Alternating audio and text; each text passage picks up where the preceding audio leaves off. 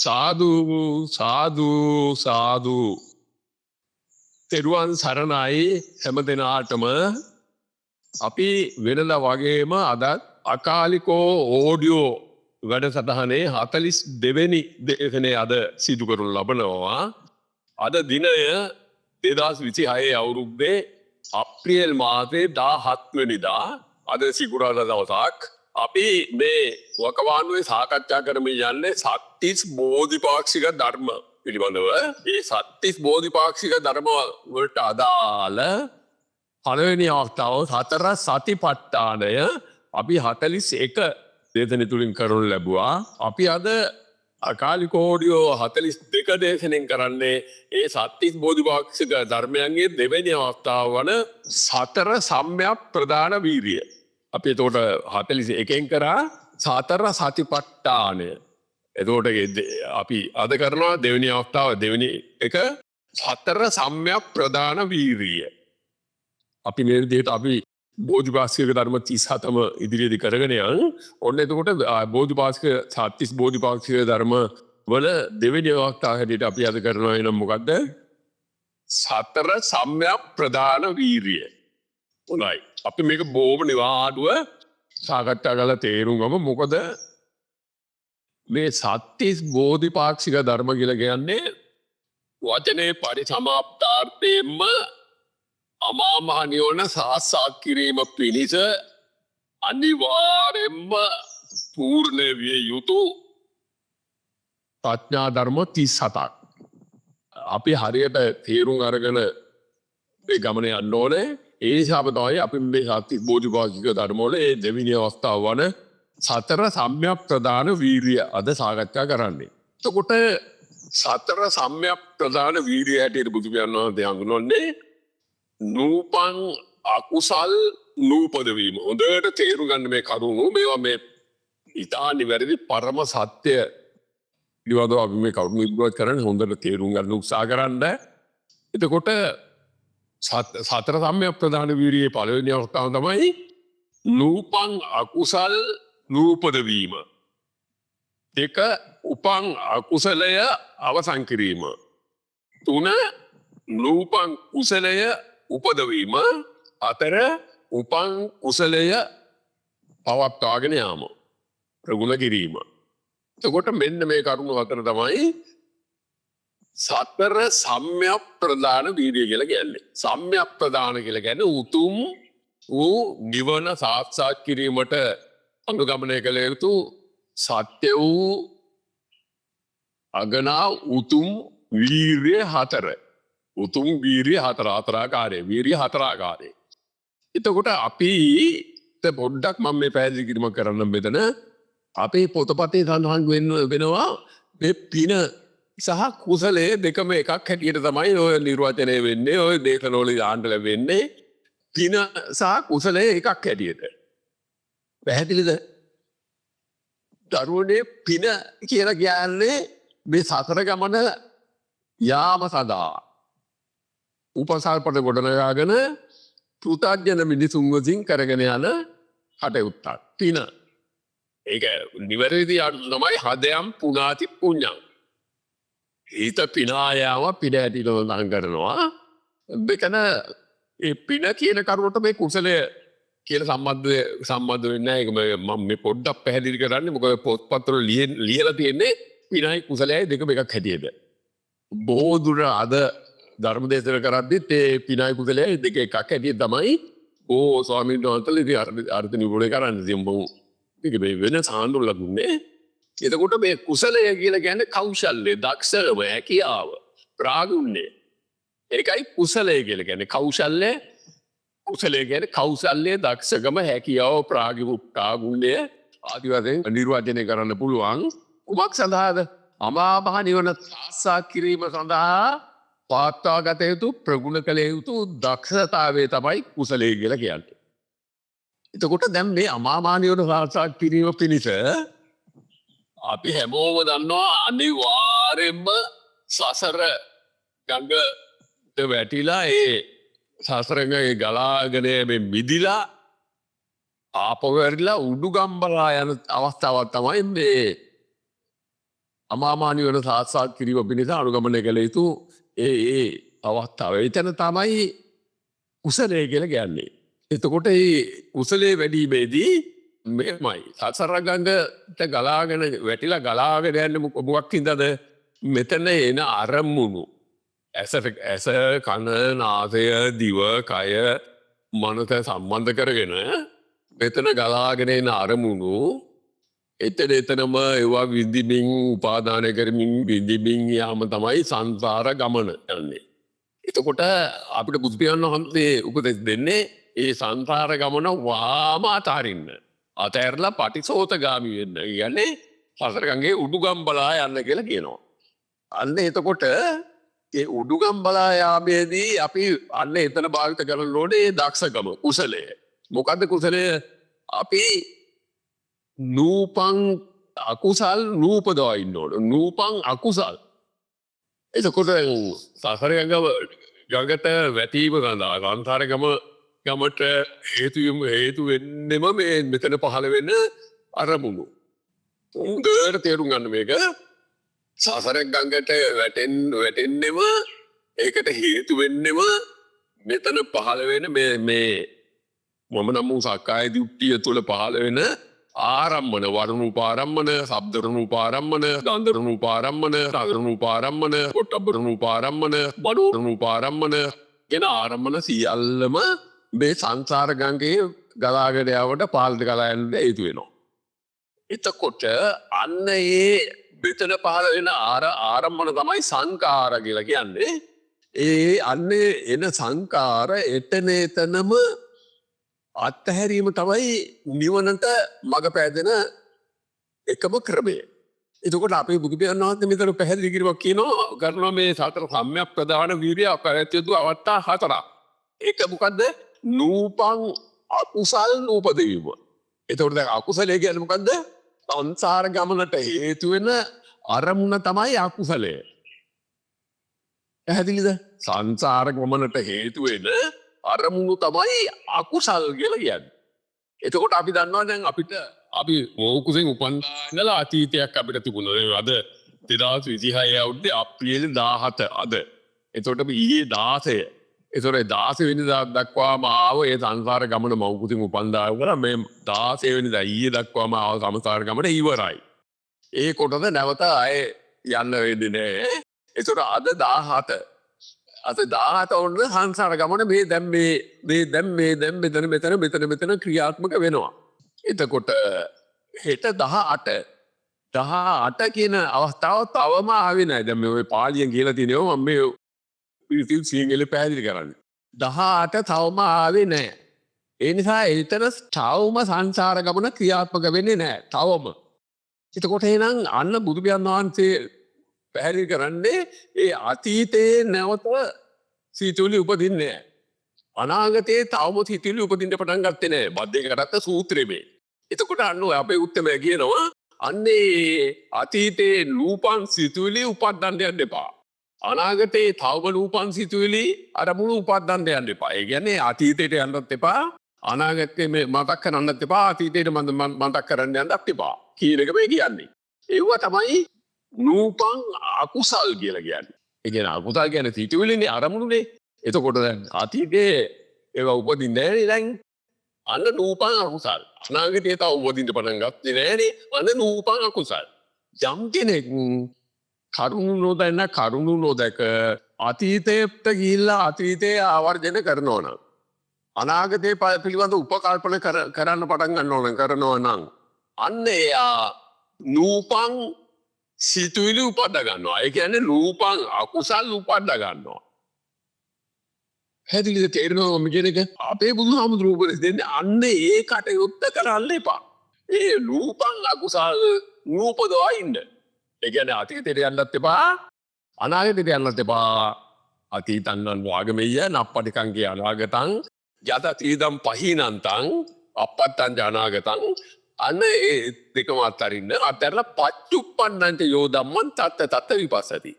ඔන්න කරන්න කියන දේ. එතකොට එහෙනම් සතර සම්‍යක් ප්‍රදාන වීර්යයේ පළවෙනි අංගය හොඳට මතක තියාගන්න නිවන සාක්ෂාත් කරන්න බලාපොරොත්තු වෙන අපේ ප්‍රඥාවන්ත පිරිස් අතීතයේ කිසිම ආවර්ජනයකට යන්න එපා. යන්න එපා. අනාගතයේ උපකල්පන කොටර ගන්න යන්න එපා. නිවන අවබෝධ කරගන්න උත්සාහ කරන පිරිස යන්න එපා. ඒ පිරිස් කල යුත්තේ මොකද්ද? එහෙම යන්නේ නැතුව ඒ නොගින් ඉන්නකොට අතීතයට නොයා යන්නේ නැතුව අනාගතයට යන්නේ නැතුව ඉන්න ප්‍රඥාවන්තයන් නූපන් අකුසල් නූපදවා සිටීමේ දක්ෂතාවය කොටරගා ගන්නවා. නූපන් අකුසල් නූපදවා ඉන්නවා. පැහැදිලිද? මොනවද අකුසල්? මේ පහළ වෙන සිතුවිලි ආරම්භන. ඇයි? ඒවා සංසාරයකට හේතු වෙනවා. ඉතින් එහෙම වෙනකොට මේ නිවන් දකින්න ඒක අකුසලයක්. අකෞසල්‍යයක් අදක්ෂකම. ඒකයි නූපන් අකුසල කියලා කියන්නේ. අන්න එතකොට හොඳට තේරුම් ගන්න ඔන්න නිවන සාක්ෂාත් කරන්න බලාපොරොත්තු වෙන ප්‍රඥාවන්ත පිරිත් ඒ නූපන් අකුසල් උපදවන්න යන්න එපා. ඒක නොකරන්න නම් ඔබ අතීතයට යන්න එපා, අනාගතයට යන්න එපා. එතකොට අන්න සතර සම්‍යක් ප්‍රදාන වීරිය පළවෙනි අවස්ථාවන් තමයි නූපන් අකුසල් නූපදීම කියන්නේ මොකද්ද? අතීතයට නොයා යුතුයි, අනාගතයට නොයා යුතුයි. එතකොට දෙවෙනි අවස්ථාව උපන් අකුසලයේ අවසන් කිරීම. මොකද්ද මේ උපන් අකුසලයේ කියලා කියන්නේ? නිරන්තරයෙන්ම දරුවනේ මේ මොහොතේ මේ දැන් සිතුවිලි පහළ වෙනවා. පැහැදිලිද? මේ මොහොතේ සිතුවිලි පහළ වෙනවා. ඒක වළක්වන්න බෑ. මම ඉදිරියට වෙලා කරනව නෙමෙයි. ඒක ඒ හේතුඵල ක්‍රියාව අනුව සිතුවිලි ජාලයක් ගලාගෙන යන බුදුහාමුදුරුවෝ කියනවා.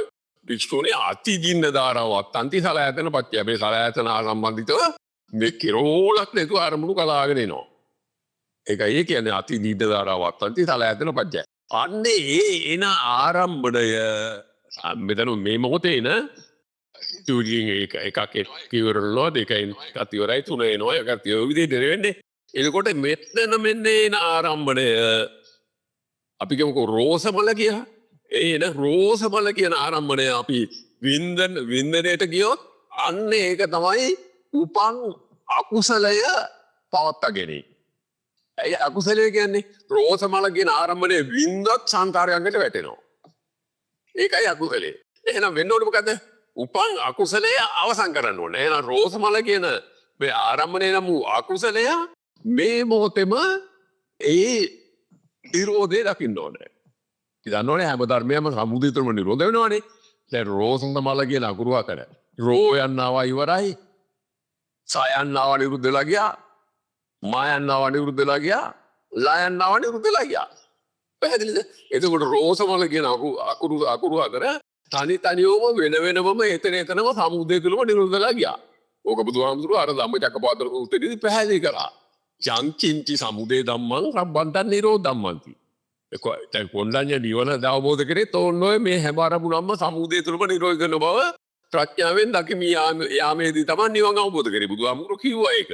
කොණ්ඩඤ්ඤස විරජං වීතමල ධම්මචක්කුංදපාදී යංකින්චි සමුදය ධම්මං රබ්බන්තං නිරෝධම්මන්ති. අන්න ඒ වගේ මෙන්න මෙතනත් මේ රෝසමල කියන ආරම්භණය අපි උදාහරණයක් ගත්තේ. ඒක විඳින්න ගියොත් අන්න ඒක අකුසලයේ. ඒක එතරම් නිරෝධයි සිහිය පැවැත්වුවොත් අන්න එතන උපන් අකුසලයේ අවසන් වෙනවා. මේ මොහොතේ උපන් රෝසමල නම් වූ අකුසලයට යෑමදි වෙන්නේ. අන්න එතන වෙන්නේ මොකද්ද? නූපන් කුසලයේ උපදිනවා. නූපන් කුසලයේ කියන්නේ මොකද්ද? දැන් මේ නිරෝධය පිළිබඳ සිහිය නොපවත්වන තාක්කල් නැකීමේ කුසලයේ වැටෙන්නේ නැහැ. ඒ කියන්නේ දක්ෂතාවය වැඩෙන්නේ නැහැ. ඇයි? එන අරමුණු වින්දොත් සංසාරයකට වැටෙනවා. එන අරමුණු එතරම් නිරෝධයි සිහිය පවත්වනකොට අන්නේ උපන් අකුසලයේ යථාර්ථයේ ප්‍රත්‍යවන්තය දකිනවා. ඒ දකිනකොට එයා ඒ අන්න නූපන් කුසලයේ විතරම උපදව ගන්නවා. මේ එන අරමුණ රෝසමල කියන අරමුණ නිරෝධයි ප්‍රත්‍යයෙන් දකින කෙනා එතෙක් නූපන් කුසලයේ උපදව ගන්නවා. හැදින්ද? එතකොට අවතත් තුනයි මොනවද? නූපන් අකුසලයේ නූපදවා සිටීම, උපන් අකුසලයේ අවසන් කිරීම. නූපන් අකුසල් නූපදින්න කියන්නේ මොකද්ද? මම ආයෙත් පැහැදිලි කරනම් මේක.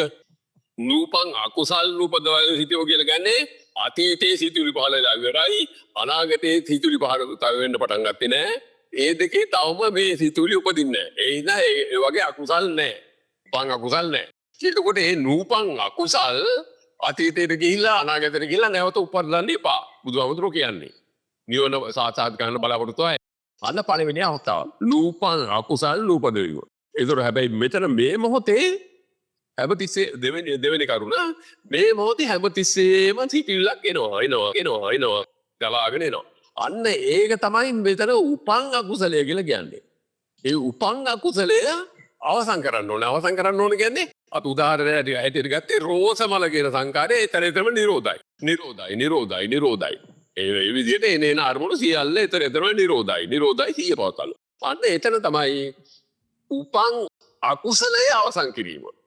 දෙවෙනි අවස්ථාව. එහෙම වෙනකොට මොකද වෙන්නේ? එතෙක්කල් නිවන් දැකීම සඳහා මෙතන ආරමුණේ නැති උපන්නේ නැති කුසලය උපදිනවා. කොහොමද? අර එන ආරමුණ නිරෝධයි සමත්ය නිරෝධයි සිය පවත්තනකොට එතෙක්කල් නිවන අවබෝධ පිණිස නූපන් කුසලය මෙතන උපදිනවා. ඒක තමයි මේ තුන්වෙනි අවස්ථාව කියන්නේ නූපන් කුසලය උපදවා ගැනීම කියලා කියන්නේ එතන. අන්නේ උපන් කුසලය ටිකට පවත්වා ගැනීම තමයි හතරවෙනි අවස්ථාව. එතකොට එහෙනම් මොකද කරන්න තියෙන්නේ? අපි උදේ ඇඳෙන් නැගිට ඇතල ඉඳලා නැවත ඇඳට යනතුරු උදේ ඇඳෙන් නැගිට ඇතල ඉඳලා නැවත ඇඳට යනතුරු මෙතන පහළ වෙන සියලුම ආරම්මන ගලාගෙන ආරම්මන ඒතරේතම නිරෝධයි කියන සිය පවත්වාගෙන ඒ කටයුතු කරගෙන යනවා. බුදුහාමුදුරුවෝ පැහැදිලි කරලා දෙනවා. ලෝච්ච සූත්‍රේ මාළි සූත්‍ර වගේ සූත්‍රයෙන් පැහැදිලි කරනවා. ඔබට යන කන බොන අන්තිමේ පළදින වැසිකිලි කැසිකිලි යන කතාවා කරන හැම අවස්ථාවකදීම අලෝකිතේ විලෝකිතේ සම්මිංජිතේ පසාරිතේ සංඝාධිපත චීවරධාරේන උච්චාර පස්සාව කම්බේ ගතේ කිතේ නිසින්නේ සුත්තේ ජාගරිතේ භාවිතේ කරලා සියලුම වැඩ ඒ බෙරද වගේම කරගෙන යන්න ඒ සියල්ල ඊතරේතරම නිරෝධයි සමත්ය නිරෝධයි කියන සිය පවත්වාගෙන. ඒකයි බුදු පියාණන් වහන්සේ කියන්නේ එතන තමයි උපන් කුසලය ඊකට පවත්වාගෙන යම කියන්නේ එතන. පැහැදිලිද? එතකොට ඔන්න ඕකයි අපේ බුදු පියාණන් වහන්සේ දේශනා කර බෝධිපාක්ෂික ධර්ම 37 දෙවෙනි අවස්ථාව හතර සම්‍යක් ප්‍රදාන වීරිය. එතන වීරිය හතරක් තියෙනවා. නූපන් අකුසල් නූපදවීම, පං අකුසලයේ අවසන් කිරීම, නූපන් කුසලයේ උපදවීම, උපන් කුසලයේ වැඩි දියුණු කිරීම. එහෙම කරගෙන යනකොට අන්න එයා ඒකාන්තයෙන්ම මේ අමාමානියව සාස්ත්‍රාත් කරන කිරීමට ප්‍රත්‍යවන්තික වෙනවා. මෙතන එතකොට මේ වීරිය හතරම වැඩෙන්නේ එකවර එකට අකාලිකව. කොහොමද? මෙතන ගලාගෙන එන හැම සිතුවිල්ලක්ම මනෝරූපාරය එන ගලාගෙන එන හැම සිතුවිල්ලක්ම වර්ණූපාරම්මන, ශබ්දරූපාරම්මන, ගන්ධරූපාරම්මන, රසරූපාරම්මන, පොට්ටබ්බරූපාරම්මන, මනෝරූපාරම්මන මොරන්ද පේනන්න යන්න එපා. හැම සිතුවිල්ලම එතනම නිරෝධයි සමත්ය නිරෝධයි කියන සිහිය පවත්වනකොට අන්නේ ප්‍රඥාවන්තයා මේ සතර සම්‍යක් ප්‍රදාන වීරිය අංග හතරම ඒකවර ඒක තැන ඒකට අකාලිකව ප්‍රගුණ කරමින් අමාමානියට ළඟා වෙනවා. පැහැදිලිද? එයි ඒ නිරෝධය දකින කෙනා අන්න අර අතීතයට යන්න වෙලාවක් නෑ. යාට අනාගතයට යන්නේ. එතකොට එයා අන්න නූපන් අකුසල් නූපදවීම කියන එක පූර්ණ වෙනවා. යාජන උපන් අකුසලයේ අවසන් කිරීම කියන්නේ මෙතන එන ආරම්භ නිරෝධයි සිය පවත්වනකොට අන්න උපන් අකුසලයේ අවසන් වෙනවා. පැහැදිලිද? එහෙම ඒ අවස්ථාව දෙක එහෙම පූර්ණ වෙනකොට අන්න තුන්වෙනි අවස්ථාව නූපන් කුසලයේ උපදිනවා.